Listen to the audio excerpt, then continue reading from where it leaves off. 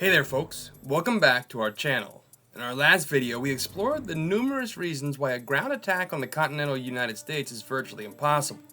However, today we're diving into a fictional scenario where America's enemies managed to overcome the odds and launch a successful attack on the world's most powerful nation. In this hypothetical situation, these adversaries have added a deadly new element to their plan, implanting sleeper cells within the US, employing terror tactics during the invasion to cause chaos and confusion within the country. Now picture this. A coalition of hostile nations, strategically allied, hatches an elaborate plan to invade the United States. In addition to the cyber attack, deceptive military drills, and a formidable naval assault, these enemies have secretly implanted sleeper cells within the US. These cells lie dormant, awaiting the signal to wreak havoc and terror upon American soil. These terror tactics can be carried out by small groups of enemy combatants and cause massive amounts of terror and confusion. The adversaries launch a massive cyber attack, targeting critical US infrastructure and communication network. Viruses are planted, and cell phones and internet stop working, in and of itself causing the population that has become dependent upon being constantly plugged in to panic.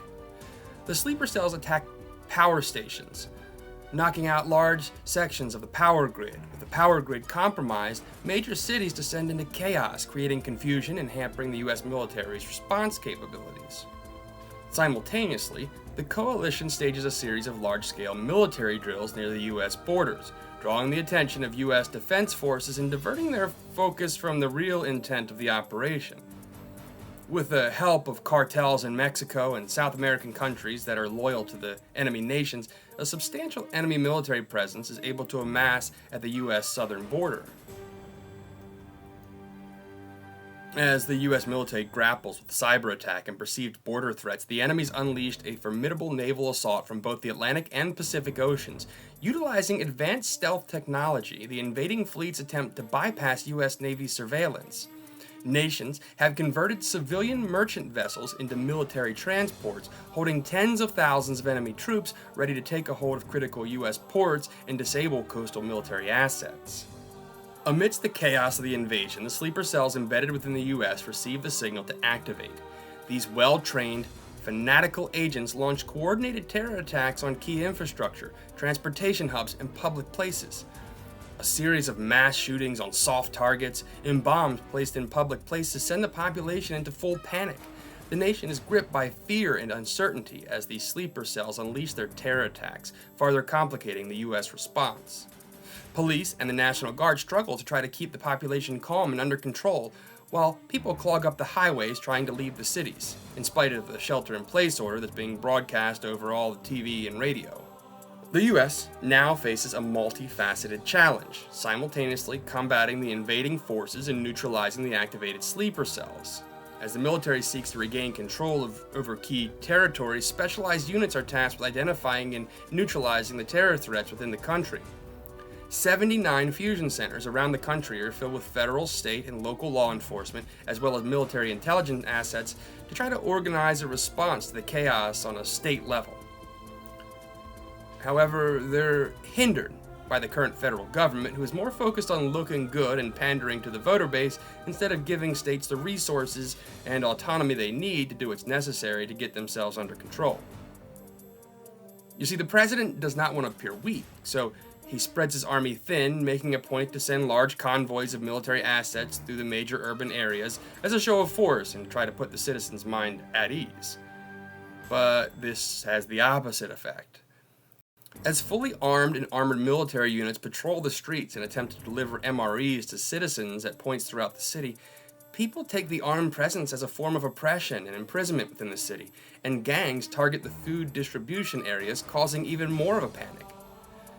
The federal government is unaware that the sleeper cells have been working to arm these gangs and promise them control over their cities after the collapse, which empowers them to cause even more chaos. And international support is crucial in stemming the tide of this terror campaign. Nations worldwide collaborate to share intelligence and counter the sleeper cells' actions in their territories, demonstrating solidarity in the fight against this unconventional threat. Unfortunately, with large-scale communications outages and damage to infrastructure, intelligence is slow to be gathered, and the other nations are unsure of how to respond.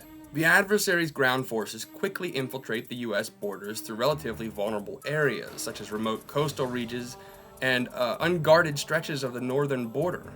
Employing guerrilla tactics, they seize major urban areas and critical government facilities. With the invasion underway, the coalition issues a chilling ultimatum to the world. Any nation attempting to intervene on behalf of the United States will face the release of a deadly virus within their borders. This sinister threat effectively hinders immediate international military support for the U.S. The invasion sends shockwaves throughout the international community, and nations grapple with the moral dilemma of responding to the U.S. plea for assistance. The threat of a deadly virus leaves countries cautious about intervening, fearing the dire consequences for their citizens. Despite the enemy's early gains and terror tactics, the United States exhibits tremendous resilience. Much of the nation stands united in the face of adversity, rallying behind the military and law enforcement to continue the multi-front assault. Rural areas organize militias, and sheriffs deputize large numbers of people to help with defense and law enforcement efforts. But as the conflict intensifies, the U.S. military fails to gain traction, and the highest echelons of the federal government retreat to their mountain complexes in the Appalachian and Rocky Mountains. This retreat leaves military leadership in shambles, allowing the top brass to make the decision that they believe is best for their area of operations. Some decisions work well to combat the enemy forces, while others fail miserably, allowing the enemy to gain control of valuable military assets. By this time, the military and law enforcement has left the urban areas and tried to focus their assets on key areas that enemy forces would need to use in order to transport forces and equipment. This has left millions of people within the cities to fend for themselves. But this was also part of the plan. Thousands of foreign troops access warehouses full of supplies that have been secretly stockpiled within the U.S. urban areas for years by the coalition, and use their troops and the gangs that were paid off to distribute the resources, trying to win the hearts and minds of the urban population that's now starving, lacking clean water and any medical attention. As most of the U.S. population lives in cities around the U.S., the foreign invaders realize what U.S. politicians have known for years. Whoever controls the urban areas has control of the country. The foreign troops set up roadblocks and fencing around the cities, as well as observation posts to prevent people from coming in and out without them knowing it. The forces slowly push out from the cities, stealing farmland and organizing work parties to farm and cultivate the land, emulating the old Soviet system of sustaining a population. And pockets of resistance still exist, but the foreign forces realize that there are parts of the country that are unimportant to their interests, so they create borders within what was once the United States. They focus their power on the urban areas, the major ports, and military bases within the country. The leaders that were in their bunkers are given an ultimatum to either surrender and help the foreign forces or be killed. And some leave their sanctuaries to collaborate with the new leaders, and those who do not are taken out by ground-penetrating tactical nuclear weapons. As these facilities are located away from major population centers, the coalition is not worried about any collateral damage. Since a huge part of the global economy relies on the U.S., this period of chaos has thrown most nations into a state of economic depression and creating an environment where their own governments have to focus attention on maintaining order themselves, forcing them to come to the table and accept the coalition as the new global leaders. Nations that refuse to join the new regime are simply cut off from resources, creating an economic siege that either leads to collapse of their nation or forces them to bend the knee to the regime. You see, the U.S. is the cornerstone of the global economy and also the world police. And when the U.S. falls, most of the world will beg for a new cornerstone and a new police force, which the coalition is prepared for now and is able to provide with the newly gained U.S. assets. In the aftermath of this fictional invasion, the world learns vital lessons about the importance of vigilance, preparedness, and international cooperation in countering unconventional threats. While the scenario is entirely fictional, it serves as a stark reminder of the significance of maintaining strong defenses and unity in an increasingly complex world. Thank you for joining us on this intense journey through a hypothetical scenario. The fusion of terror tactics and conventional invasion elements underscores the importance of robust defense measures. This was just one very intense and complex scenario that would allow bad actors to take control of the U.S. There are other scenarios that are just as, if not even more likely. The US faces digital and financial attacks on our system every single day, and foreign governments are known to both be implanted within the US as well as influencing the US population through propaganda and media manipulation. 2020 also showed us how easy it is for a virus from a foreign nation to impact the entire country. Imagine if that virus was actually as deadly as some others. Fact is, foreign governments could take control of the US without a single troop ever touching US soil.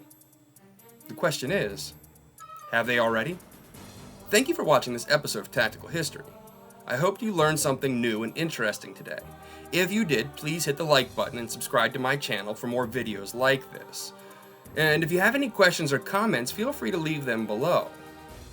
Remember, history repeats itself, so learn from the past and be ready for the future. Until next time, this is the Tactical Historian reminding you, knowledge is power, but action is survival. Stay tactical, stay prepared, and stay vigilant.